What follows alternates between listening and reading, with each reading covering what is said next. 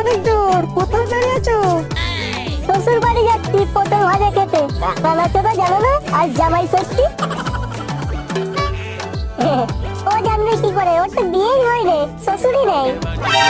শ্বশুর বাড়ি যাবে কেন? নিজের প্যান্টের ভিতরে পটল আছে তো, তুলে ভেজে খেয়ে মাথা চাপা। পটল ভাজা খাবো না রে, তোর দিদিমার ঝোড়া লাউ দুটো ভেজে খেয়ে নেবো রে ওরা।